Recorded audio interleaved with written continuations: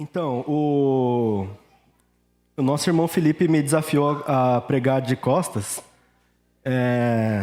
Ele disse que eu nunca faria isso. Eu falei que eu ia conseguir. Pelo menos começar.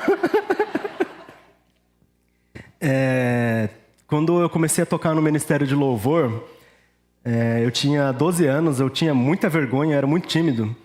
E aí o pessoal falou assim, não, mas olha só o Mauro. O Mauro, ele é mais tímido que você e ele tá lá no louvor.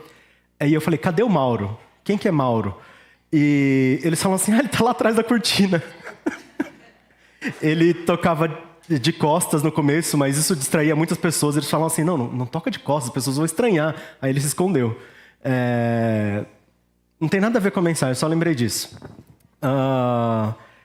Tem a ver. A nossa postura faz muita diferença para o que a gente faz, para o que a gente comunica, para o que a gente vive. E na palavra de Deus nós vemos aqui também que o Senhor fala a sua palavra, mas Ele espera de nós uma resposta, uma forma de agir coerente com a sua revelação nos nossos dias. Outra coisa que o irmão Felipe falou ontem também, eu acho que eu sou movido por desafio, gente, tem que parar de fazer isso comigo. Ele perguntou se eu tinha preparado meu martelo para pregar hoje. Aquelas piadas ruins, sabe, de gente de idade, assim. Eu falo que ele é de idade porque ele é mais velho que eu. Se a pessoa for algumas horas mais velho que eu já vou zoar pro resto da vida, porque vai para sempre ser mais velho que eu, né? Então eu preparei. Tá aqui. Eu trouxe meu martelo. Tava desconfortável ficar no bolso até agora. Mas o engraçado da piada é que a gente fala assim, vai pregar, né? Tem um martelo aqui, tá pronto para pregar, para começar a pregação. Só que isso daqui, na verdade, é inútil para proclamar a palavra de Deus. Talvez sirva como uma ilustração, mas exatamente pelo motivo de que não é útil, eu consigo falar sobre o martelo ser usado para pregar. Eu não consigo nem usar para a função dele, porque eu não trouxe nenhum prego e eu não tenho com o que usar. E se eu for pregar aqui, eu acho que o pastor João vai ficar bem bravo. Se eu for pregar um prego de verdade no púlpito novo, né? Ele não vai ficar bravo, mas ele vai achar esquisito. Não tem utilidade nenhuma se não é para o uso certo. Mas é engraçado que a gente fala a palavra pregar, e na verdade não tem nada a ver com o termo de pregação, porque pregar em termos de proclamar vem da palavra, né, proclamar vem da palavra para anunciar, para falar, nesse sentido, e pregar de prego, né, o prego eu esqueci como que era em latim, mas significa algo que junta entortado, né? Então, tipo, 2 pedaços de madeira juntos, você junta isso, esse verbo virou o substantivo da coisa que juntava.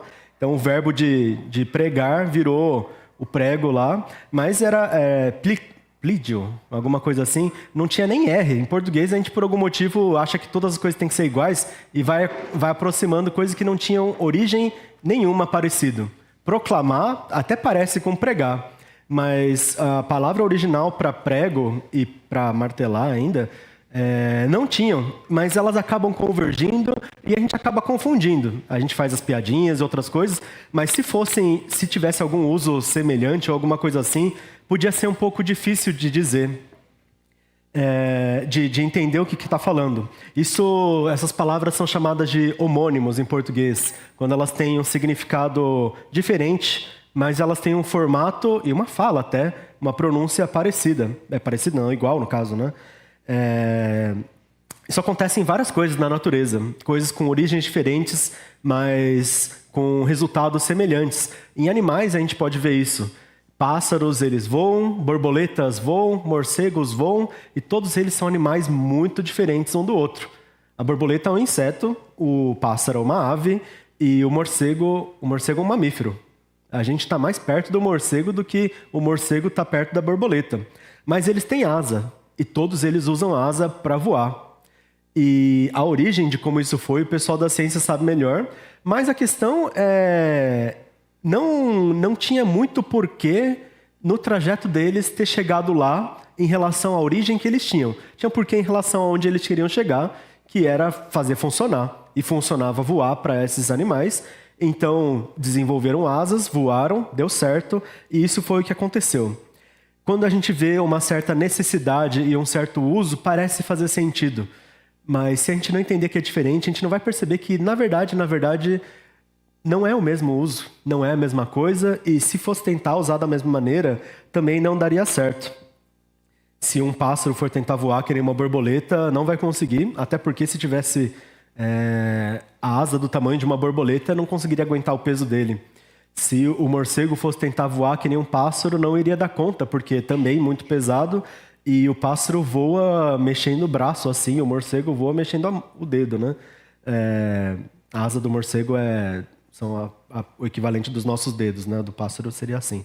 Então, se você for imitar um morcego, faz assim, já sabe. Quando for fazer mímica, passarinho assim, um morcego... Nada a ver, gente, eu não sou da ciência, não. Eu não confio em mim nessas coisas. Mas eu vou dizer que foi assim que me ensinaram na escola, então a culpa é do meu professor. Minha professora, desculpa. Mas a gente vê as coisas que têm usos diferentes e origens diferentes, mas resultados parecidos, ou coisas que têm mesmas necessidades e vão convergindo. Em todas essas coisas a gente vê que em comum a gente sempre tem que pensar para poder diferenciar no uso e no propósito. E isso vai fundamentar o motivo e as explicações do porquê, até se é válido ou não ter, por exemplo, uma galinha tem asa, mas não voa. Então, pouca diferença faz, né? Mas a gente só sabe que faz pouca diferença porque a gente sabe que ela não voa. Na verdade, ajuda ela para não cair demais, né? Então, se ela pula de um lugar alto, ela consegue pelo menos não se espatifar.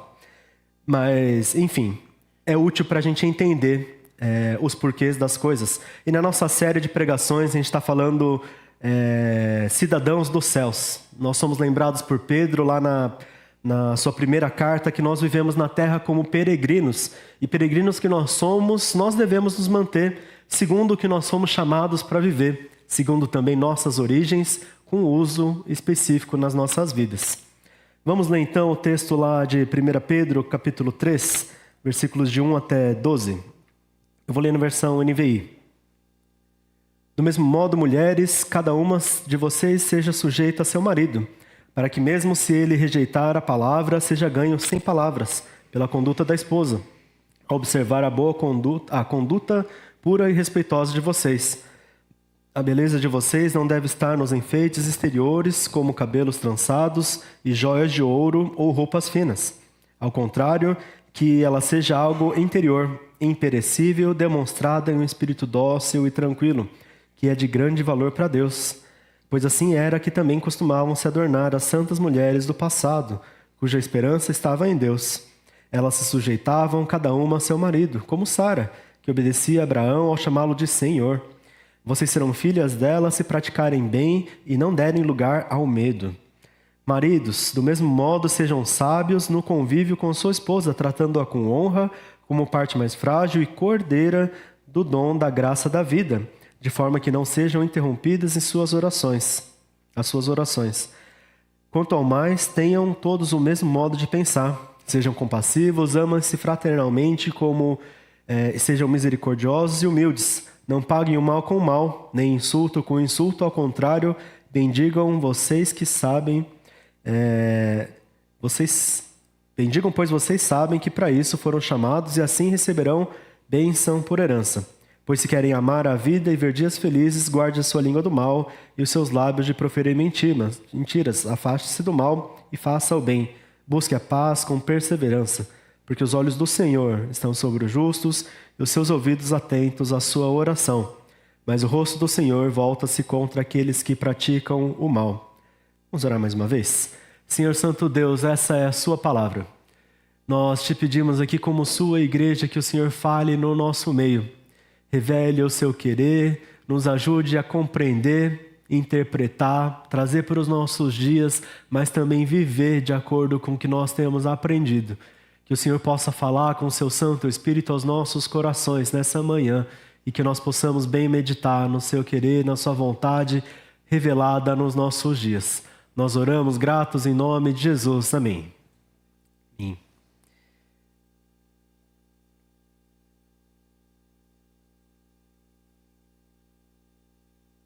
A gente vê nessa carta que Pedro, ele martela no mesmo ponto várias vezes. Não era para ser uma piada, eu já tinha pensado nisso antes de falar do negocinho do martelo. Mas na mesma questão de a gente estar num mundo diferente do que a gente convive. A gente é peregrino nesse mundo e ele diz isso repetidamente sobre como acontecem as coisas, como nós somos diferentes, portanto, como nós temos que viver. Ele fala isso no texto da semana passada, no capítulo anterior, sobre sujeição às autoridades, e aqui ele continua nessa mesma ideia de postura em relação a outros. Postura em relação à mulher em relação ao seu marido, o marido em relação à sua mulher, e a igreja em relação a si mesma também, uns com os outros, com seus irmãos, mas também a igreja em relação àqueles de fora. A gente vê que tudo isso faz parte dessa mesma ideia que ele fala repetidamente sobre não necessariamente regras de conduta, mas o motivo pelo qual a gente tem de viver como a gente vive. O motivo pelo qual a gente toma a forma que a gente toma. A gente sabe que a gente voa, mas a gente voa diferente daqueles do mundo, e se a gente não entender por quê, a gente não vai saber quem a gente é e nem para onde a gente tem que ir com o que a gente voa. E a primeira coisa que ele diz aqui é como utilizar, né, assim como o martelo, uma ferramenta dessas nossas qualificações, dessa nossa forma de viver, dessas ferramentas que a gente tem. Ele fala como usar de um espírito dócil e tranquilo. Como aqui para as mulheres, falando especificamente, mas essas lições valem bastante sobre uma postura específica, sobre uma forma de viver. Eu vou repetir a leitura do versículo 1 até o 6.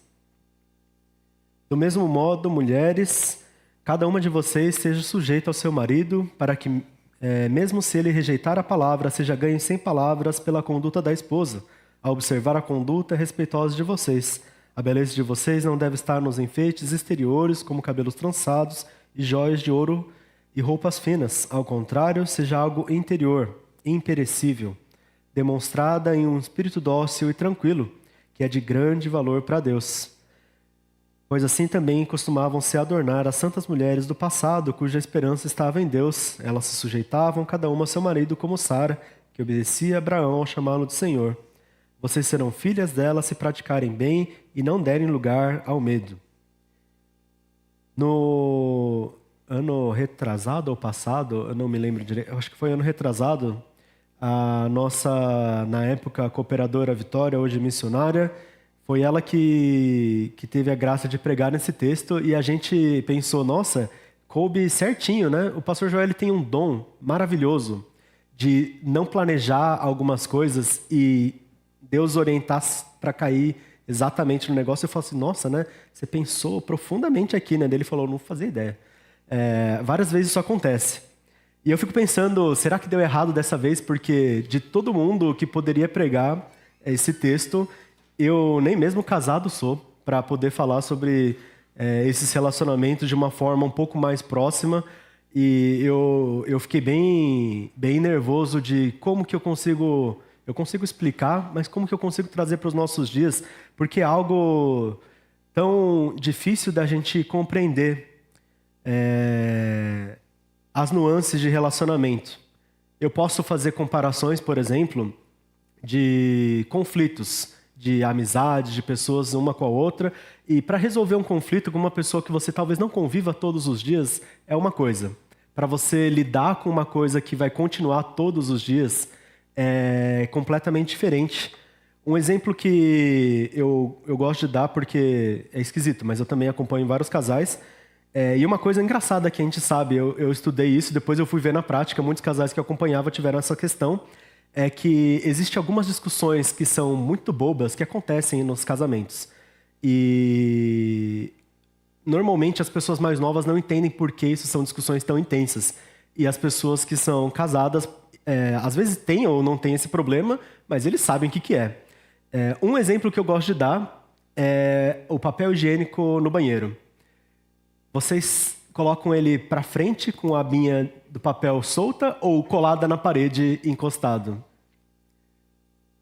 Alguém coloca colado na parede? Não, né? Ninguém é doente aqui, entendi. Tudo bem. O problema é que algumas pessoas são. E aí, se um é e o outro não, aí discute. Os meus professores de EBD, quando eu tinha 10 anos de idade, eles falaram que no primeiro ano de casamento aquilo foi uma briga intensa para eles.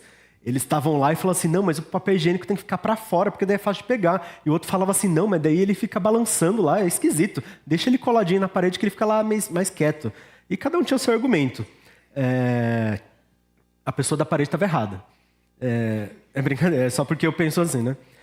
Apesar de que o criador do papel higiênico disse que é para ficar para fora. Só vou dizer isso.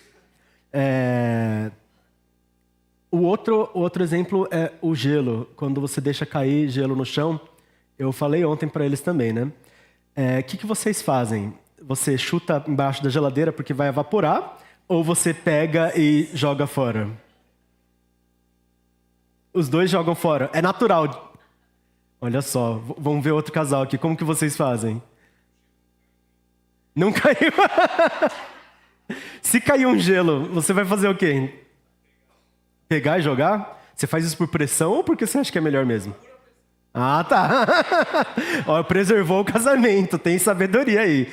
Mas é engraçado, nossos missionários da ESC Vitória, uma vez, derrubou gelo no chão.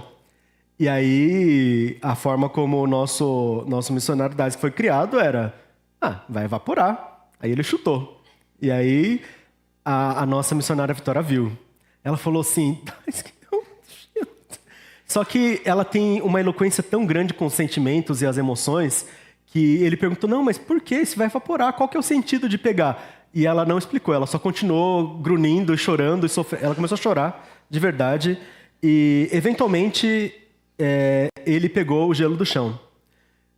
Algo que é muito esquisito e interessante que aconteceu independente deles terem visões completamente diferentes, e da Vitória ter uma preferência específica, ela podia ter simplesmente pegado o gelo, jogado fora. Ela podia ter insistido e falado, pega o gelo e joga, porque assim, sei lá, não é higiênico, vai dar água para as baratas, não vai ser legal. Esse é o meu motivo. Cada um tem seu motivo de tirar o gelo do chão. Eu não gosto de... Eu sempre penso assim, vai ter algum inseto que vai tomar água, vai ficar mais forte. Tem que fazer eles passarem sede lá, sofrer. É brincadeira. Não, eu penso nisso, é verdade. Não pode mentir, né? Mas é verdade, mas é uma verdade de brincadeira. Brincadeira no sentido de brincalhão, né? Mas a questão é que ela esperava que ele tomasse uma decisão específica. Ela demonstrou o que ela preferia e ela continuou esperando uma postura dele. E eu achei aquilo muito admirável naquele momento. Ela não conseguia nem falar, ela só estava chorando, ela não conseguia explicar os sentimentos que ela estava de um negócio que parece tão bobo, tão simples, mas que para ela tinha profundos princípios. Eu sei porque essa é a criação da nossa avó, e é a mesma criação, e as nossas mães são exatamente iguais, são praticamente a mesma pessoa. Então a gente tem isso em comum, né? De tipo, tem um jeitinho, né? Se fizer certo, vai ser melhor, né? Tem que ser higiênico, né? Não importa exatamente o resultado, pode ser que vai evaporar, mas você tirou do chão e aquilo lá. Ela demonstrou como que era a profundeza do sentimento dela. E ainda assim ela teve expectativa de que ele tomasse iniciativa para dar uma direção. Porque na palavra de Deus nós vimos que o homem ele é sacerdote do lar. E ela esperava dele que ele tomasse uma direção até num negócio pequeno. Até num negócio que parece um simples detalhe. Mas isso demonstrou para mim, naquele momento, eles ainda estavam bem no começo do relacionamento, do casamento. Eles ainda não estavam casados, não. Estavam no começo do noivado. Mas que eles iriam ter uma dinâmica independente de serem diferentes, harmoniosa. Isso no relacionamento é o que leva para frente. A gente não vai ser igual a ninguém, isso qualquer relacionamento, a gente nunca vai ser. Mas na palavra de Deus a gente não aprende a insistir, a gente aprende sujeição, a gente aprende humildade, a gente aprende a ter temor pela vontade de Deus e por isso agir de uma maneira específica para com o outro. Não é porque a pessoa é mais importante, seja as autoridades que a gente falou na semana passada, seja o marido, seja a esposa, aqui no texto que fala sobre, no próximo no trecho, seja os nossos irmãos da igreja, seja aqueles que estão fora não é por quem eles são, não é pelo valor que eles têm. Por mais que a gente valorize as pessoas, é por quem é Deus que a gente faz o que a gente faz. E aqui ele fala que mesmo quando tiver um marido descrente, uma esposa crente com uma conduta assim, poderia até testemunhar da palavra de Deus. Ao observar sua conduta pura e respeitosa, você poderia ganhá-lo sem palavras. É o que Pedro diz aqui nesse momento. Porque ela pode ter uma beleza muito maior do que joias, do que coisas que a adornam, uma beleza interior, imperecível, demonstrada nesse espírito dócil e tranquilo. Esther era casada com o pior dos maridos. O marido dela era Xerxes, o imperador que atormentava a nação dela, não exatamente escravizados, mas dominados pela nação inimiga. Historicamente, a gente sabe que ele não foi uma pessoa muito boa. Ele tinha um harém com várias e várias mulheres, e ainda assim, a que mais chamava a atenção era a Esther. E, claro, a gente imagina que ela provavelmente era muito bonita também, mas a postura dela chamava a atenção de todos aqueles ao redor. Ela se sujeitava e ela tinha uma postura humilde, mesmo quando ela foi pedir ajuda, correndo risco de morte, ela ainda falou: se for sua vontade, faça dessa maneira, porque ele era rei. E porque ele era o imperador. E porque ele era o marido dela também. Ele não era de Deus, certamente. Mas a postura dela preservou a nação e manteve o povo em unidade na direção de Deus. Uma postura de um espírito dócil. Um martelo ele pode servir para muita coisa. Inclusive, outras coisas podem servir como martelos. Se eu for pegar e ver um prego solto, pegar uma chave de fenda e bater com muita força, talvez até entre, talvez ele entorte. Teve uma vez que eu fui aprender com o nosso irmão Geraldo Rattori, está lá no Malawi agora, visitando nossos missionários da Isque Vitória. Ele sempre batia com a mão, porque a mão dele é que nem um martelo, é tão dura quanto. Inclusive tem mais perigo de amassar o prego do que qualquer outra coisa. E tava lá um prego solto na mesa de pebolim, e ele pegou e deu um tapa com muita força. Eu até pensei que tinha machucado. E o prego entrou. E eu vi isso no dia seguinte, tinha outro prego solto. Eu pensei assim, eu aprendi, né? Vou fazer. Mas eu fui esperto, gente. Eu pensei, a minha mão, ela machuca. Não vai dar para eu fazer a mesma coisa. Mas eu olhei com o meu relógio, eu falei, o relógio é duro. E eu peguei, pá! O relógio quebrou. Eu consegui colocar o parafuso para dentro, o prego. Deu tudo muito certo. Mas eu usei a ferramenta errada, do jeito errado. Se eu pensar só no resultado, sucesso. Nenhum problema aconteceu. Como a gente faz o que a gente faz? Como a gente usa uma ferramenta? Nós somos ferramentas como martelo. Nós somos feitos especificamente para pregar de uma maneira específica. Nossa postura precisa ser uma maneira específica. Você poderia convencer alguém em longas discussões, ou até tentar cansar a pessoa até que a pessoa desista em relação a algo. Mas conquistar alguém para Jesus com uma postura dócil e humilde é usar o martelo do jeito direito, do jeito certo. Com um espírito dócil, essa é uma grande ferramenta. Assim como Sara tinha, a matriarca de Israel, elas podem ser filhas dela se não derem lugar ao medo. Porque o contrário disso não é orgulho próprio, não é identidade. O contrário da sua submissão é medo. É medo de se dobrar a pressões externas. Fosse daquela época, as pressões de ter a mesma religião do marido ou qualquer pressão de outras questões. Ela conseguia ter firme e claro seus princípios e ainda assim uma postura, uma disposição de espírito dócil. Essa é a herança que elas receberam. E lá no Salmo 34, diz: o Senhor está perto daqueles que têm coração quebrantado, e Ele salva os de espírito abatido. Deus, Ele vem em direção a nós, conhecendo nossa situação, o espírito quebrantado, as dificuldades que nós temos, e nós vamos enfrentar. Na semana passada, algo bem mais universal em relação a autoridades não muito boas, muita gente conhece disso. Dessa vez, algo especificamente para as esposas, mas também não deve ser fácil lidar com isso, até porque nenhum marido é perfeito. Se tivesse algum marido perfeito, Jesus teria casado, mas ele não casou. a gente passa por muitos desafios, mas Deus está perto. E Ele não, aqui está escrito, Ele salva aqueles com o espírito abatido, aqueles com uma disposição específica. No caso aqui, uma disposição dolorida, Deus vem em auxílio. Mas aqueles com uma disposição favorável para Deus, Deus abençoa. Aqueles com uma disposição dócil, Deus se alegra. A nossa disposição e a nossa postura pode ser nossa ferramenta. Outra coisa ele também fala para os maridos, no versículo seguinte: maridos, da mesma forma, sejam sábios no convívio com a sua esposa, tratando-a com honra, como parte mais frágil e cordeira no dom da graça da vida, de forma que não sejam interrompidas as suas orações. E aqui, isso, acho que quase todas as pregações que eu já ouvi fazem questão de salientar essa questão, mas aqui, como parte mais frágil, ele está falando contextualmente em relação à situação da mulher na época, que não tinha muitas possibilidades e ela era bem mais vulnerável, além da questão física também, que naturalmente tem menos força. Mas ele está falando mais da questão contextual. Mas o importante é que ele diz: sejam sábios no convívio com a sua esposa, tratando-a com honra, porque ela é cordeira no dom da graça da vida. Lá em Gálatas capítulo 3, nós lemos que não há judeu, nem grego, nem escravo, nem livre, nem homem, nem mulher, pois todos são um em Cristo Jesus. Se vocês são de Cristo, são descendência de Abraão e herdeiros segundo a promessa.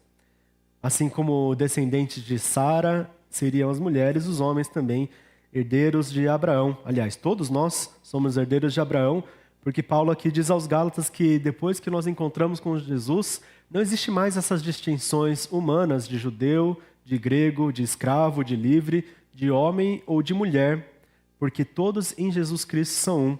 Nós recebemos dessa mesma herança do nosso Senhor e por isso a gente deve viver em harmonia em relação a isso. E essa é a instrução e a responsabilidade do homem que ele traz. A segunda ferramenta que ele fala aqui é com a nossa honra e as nossas orações. Sejam sábios no convívio com sua esposa, tratando-a com honra. Se da parte da mulher ele fala também da questão da submissão e de uma disposição de espírito dócil, aqui uma segunda lição que nós temos é tratar com honra, entender quem é, entender qual que é a origem. Se você tratar uma borboleta que nem você trataria um pássaro, a borboleta não vai sobreviver muito tempo. Imagina você dar uma ração de pássaro, a borboleta nunca vai conseguir comer. Se você tratar um pássaro que nem uma borboleta, também não vai funcionar. Você tem que saber qual que é a origem para saber como tratar. A origem do homem e da mulher que creem no Senhor Jesus é de cordeiros na graça de Deus. E você sabe, então, tratar com honra diante do seu Senhor. A nossa vida no dia a dia precisa ser considerando quem nós somos e quem o outro também é. Se alguém não entende e não crê, por exemplo, a gente não vai considerar da mesma forma que alguém que crê. A gente não vai cobrar as mesmas coisas, a gente não vai explicar insistentemente coisas que talvez a pessoa não conseguiria compreender se não tiver um encontro com Jesus. A gente precisa testemunhar. Se a gente souber quem a outra pessoa é, de onde a pessoa veio, a gente pode ter essa ferramenta de tratar com honra. Mas também para que não sejam interrompidas as suas orações constantes. Uma coisa específica aqui para os maridos que é falada nesse texto. Mantenham sabedoria no seu casamento, no seu tratamento com a sua esposa. Trate-a com honra, mas mantenha também a oração. A palavra de Deus aqui nos ensina a lidar com ferramentas de espírito dócil, de honra e orações, mas também com o nosso bem-dizer e bondade. E agora uma palavra para todos nós, a igreja, a partir do versículo 8. Quanto mais tenham todos o mesmo modo de pensar, sejam compassivos e amem-se fraternalmente, sejam misericordiosos e humildes. Não paguem o mal com o mal, nem o insulto com o insulto. Ao contrário, bendigam, pois vocês sabem que era para isso que foram chamados, e assim receberam a bênção por herança. Pois quem quiser amar a vida e ver dias felizes, guarde sua língua do mal e seus lábios de proferir mentiras. Afaste-se do mal e faça o bem, busque a paz com perseverança, porque os olhos do Senhor estão sobre os justos e os seus ouvidos atentos à sua oração. Mas o rosto do Senhor volta-se contra os que praticam o mal. Aqui é um trecho que Pedro está citando do Salmo 34, que eu acabei de ler também um pouquinho antes, na primeira parte da pregação de hoje. É um incentivo agora para toda a igreja ter o mesmo modo de pensar, não necessariamente a mesma opinião, mas uma mesma direção em relação à nossa forma de viver. Sejam compassivos, amem-se fraternalmente, sejam misericordiosos e humildes. Essa é a nossa postura, esse deve ser o nosso caráter, esse é o uso certo da ferramenta crente que nós somos. Não paguem o mal com o mal. Bendigam. A nossa forma de usar, inclusive é interessante que essa sabedoria de Deus tão antiga e tão verdadeira no Espírito Santo do Senhor é tanta que não importa qual, mesmo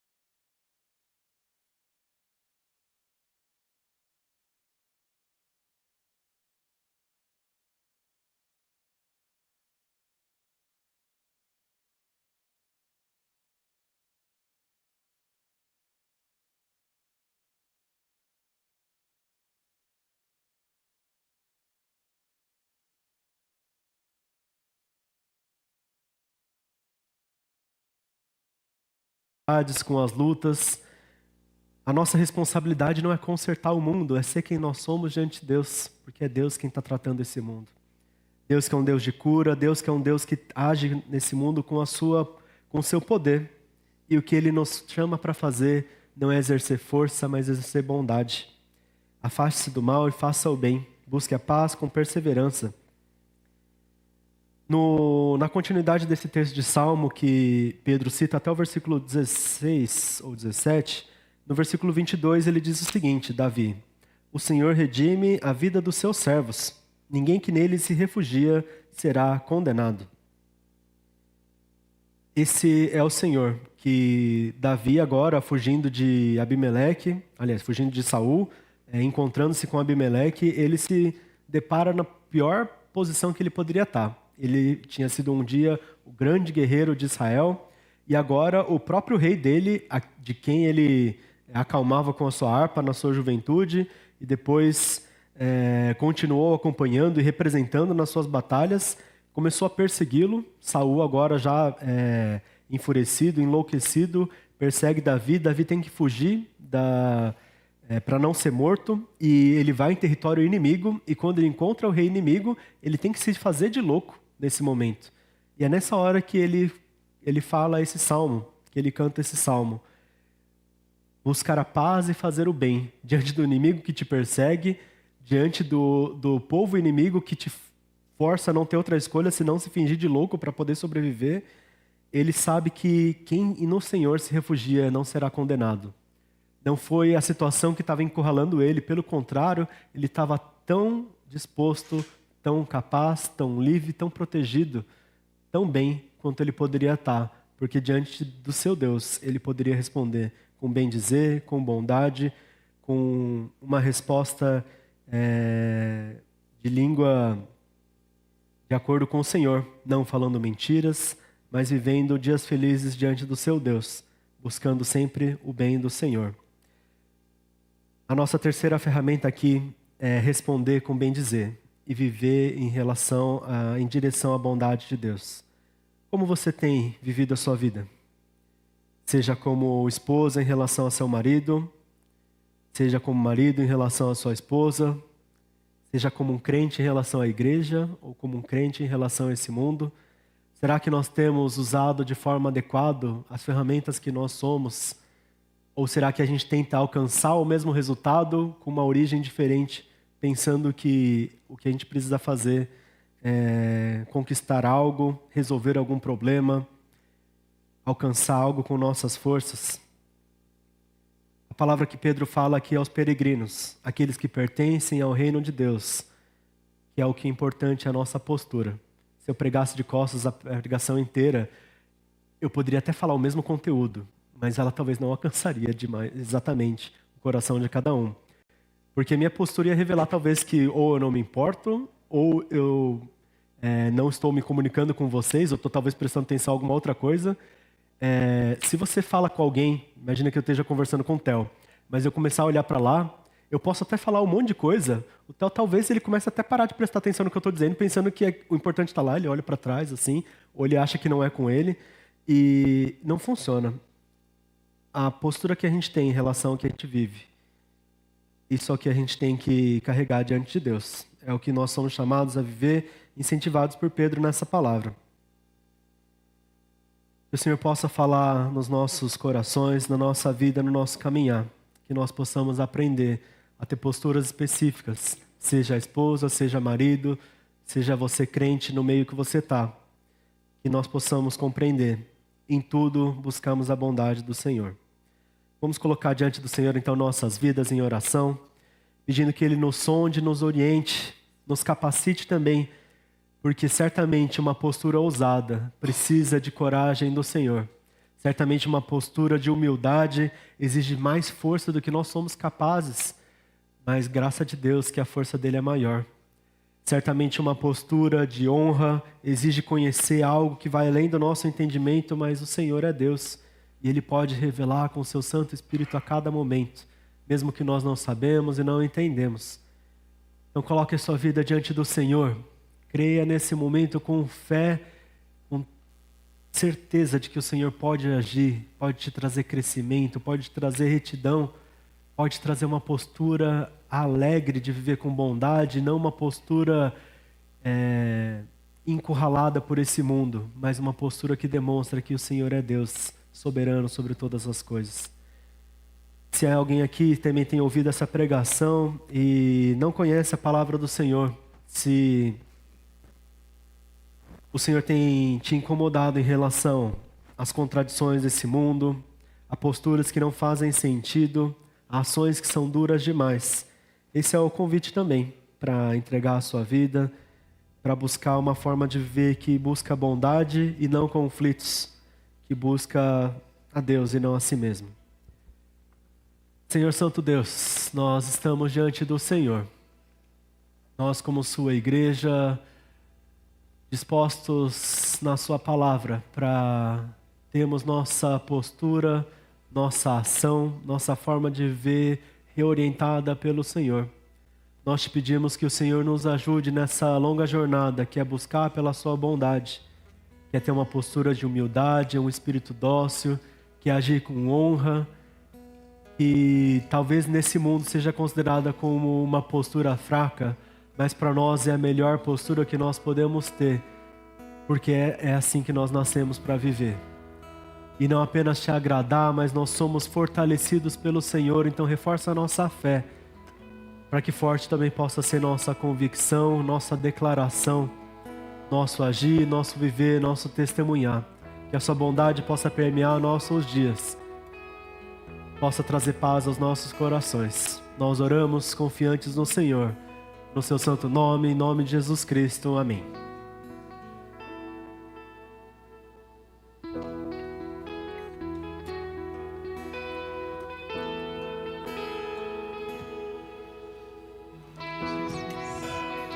A igreja pode se colocar de pé.